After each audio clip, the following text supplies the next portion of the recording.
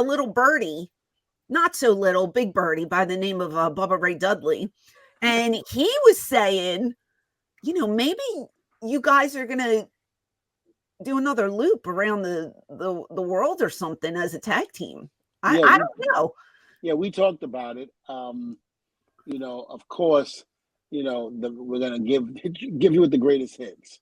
We don't have to do anything to try to reinvent the wheel or anything like that.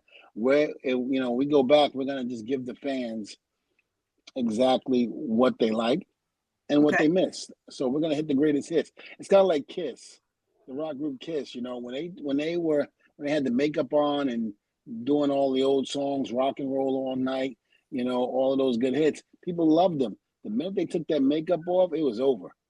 It was over. And, and then they started coming up with new songs, and some of them were good, but they weren't the classics. They weren't what Kiss was known for. Mm-hmm. The minute Kiss put the makeup on and went back on tour and started doing those, those classics, it was like a resurge in the arm for Kiss, and right. they just started all over again. So now that's what me and Bubba was saying. We don't have to go out there and try to, reinvent the wheel on tag team wrestling or try to have 5-star matches. Let's just go out there and have fun and hit the greatest hits. Nostalgia. That's what people want. Mm-hmm. Yeah, and you could give it to them. Can we see the what's up? Can we see it? Well, maybe I think we'll do the what's up when Bubba's up on that top rope doing. So reverse it. Yeah. You're just holding the legs open. Just holding them. Hey, that's a good position to be in for a man. Hold a woman's legs open, or a guy if you're into that. That's fine. Well, yeah. 3D, maybe. Oh yeah, 3D definitely. 3D, which 3D. I told him the other day, I would have taken that from you guys, no problem. It never happened. Yeah, no. Never happened. You got away. You were protected. I got away. You were protected by 3 of the toughest men in Shane Douglas, Bam Bam Bigelow, and Chris Candido.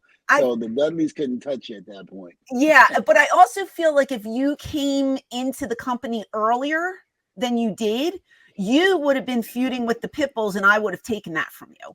Well, I mean, again, that would have been the Dudleys. We did actually work together.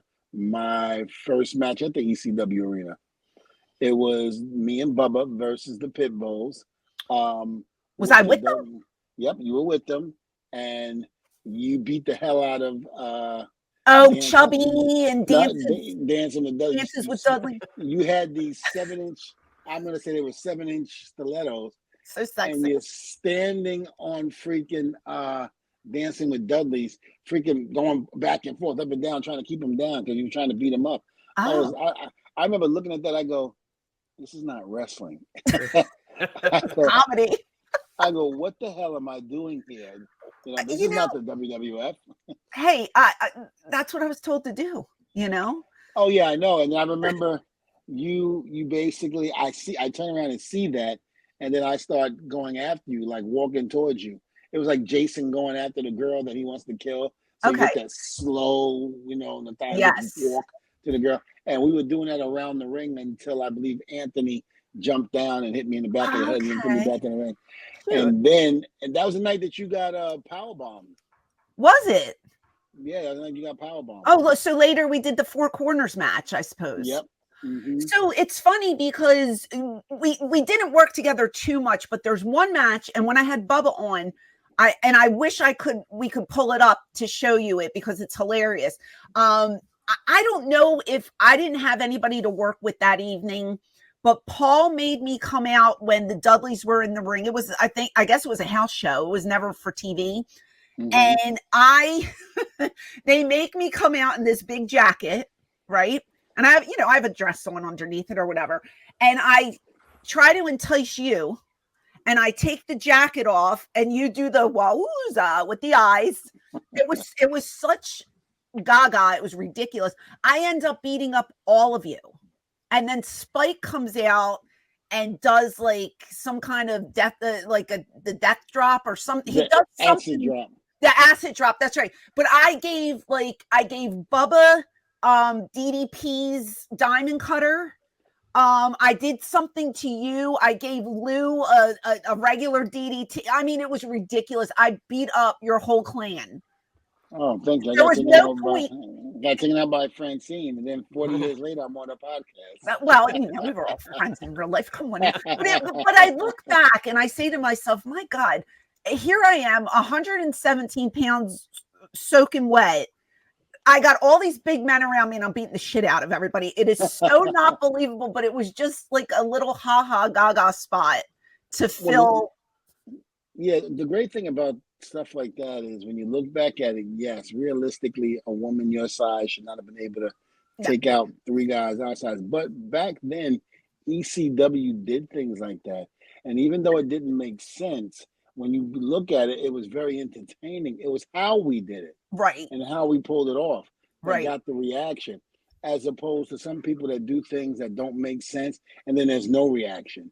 Yeah. We put a lot of entertainment and stuff like that to, even though people knew that it could never happen, maybe there's a possibility it can because ECW is telling that story. And that was just what we did. When you look at some of the matches that we did, oh my God, I cringe. They were god awful. What's the worst thing? What's the worst match that you had to do that you look back and you say to myself, good Lord, this is ridiculous? ECW? Yeah. I'm not going to say, we had great matches, but, and I'll get to that question. What I was saying was, it was like we're sitting up there and when you look at some of the things that we're doing stuff in front of the referee, you know, the referee's watching and it's not being a DQ. We're outside for like 20 minutes on the outside of the ring, you know, and it's like, what the hell were we thinking? But because we made it so entertaining and because we captivated an audience the way we did, people suspended that and just didn't even think about the rules or what didn't make sense. We made them believe it at that point. Because the other people were following the rules. The other companies were cookie cutter following the rules, and we took it outside the box and did things differently. That's why we were the Nevada. How you say the rock group? Nirvana. We were the Nirvana of pro wrestling. Right. It's no different than Nirvana. Nirvana came when, you know, you have Motley Crue, Metallica, you know, all these hair bands that are just killing it in the 80s. And it didn't seem like anybody was going to take them down. Then Nirvana came in and just kicked down the door and said, nope, we're breaking the rules. We're going to be sad, pissed off. We're going to tell you how we feel. I mean, because, you know, when you look at that type of music, you're like, oh, my God, I want to murder myself. I'm so sad, you know? And it's like, oh, my God, it's that Seattle feel that that you always hear about. But, you know, it was one of those things where when Nirvana did that, it just opened up a whole new door for music. And it was what we did in ECW. We kicked the door down and did the opposite of what should have been done. Right. But when we did it good and did it very entertaining. And fun.